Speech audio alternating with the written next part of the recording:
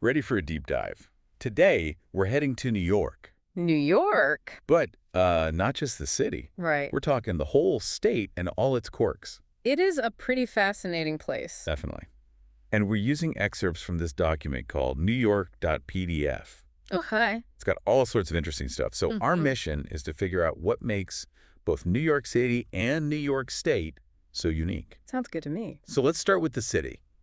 That's what most people think of, right? 8 million people crammed into this tiny space. Yeah, it's iconic for a reason. But the thing that caught my eye in this document was the whole micro-neighborhood thing. Micro neighborhoods? Yeah, like Yeah. within the boroughs, there are all these even smaller areas with their own distinct vibes. You know, you're absolutely right. I've experienced that firsthand. You can walk a couple blocks and feel like you're in a completely different world. It's crazy, isn't it? The document mentions this Italian neighborhood in the Bronx that's like a time capsule from 100 years ago. Wow. But then just a few streets over, you've got cutting-edge art galleries and all these trendy spots. It's that density of experience that makes New York City so unique, I think. Totally.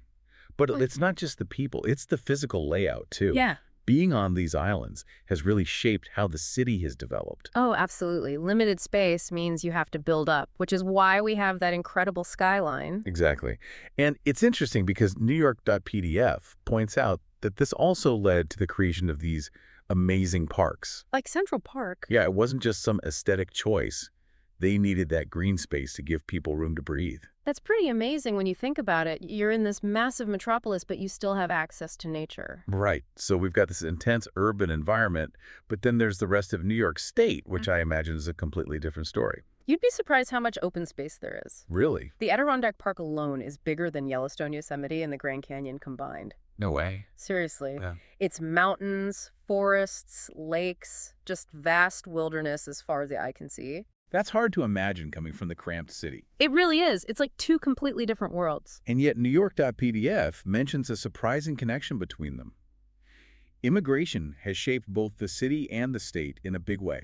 That's true. People often forget that immigration wasn't just a city phenomenon. Right. Like the Erie Canal brought all these Irish laborers upstate, and then you had Germans coming to farm the land. And it created these pockets of culture all over the state, just like the micro neighborhoods in the city. Exactly.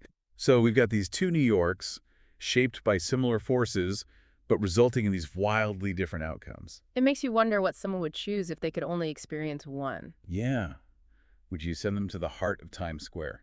Or maybe to the top of a mountain in the Adirondacks. It's a tough choice, right? Yeah. Both offer a genuine New York experience, but at opposite ends of the spectrum. I think newyork.pdf really highlights that diversity within both the city and the state, which makes the decision even harder. It's almost like asking someone to choose between pizza and bagels. Right. You need both to truly appreciate New York. I think the real takeaway here is that limiting yourself to just one New York is doing yourself a disservice. Completely agree. We've only scratched the surface today, but hopefully this deep dive has given you some new ideas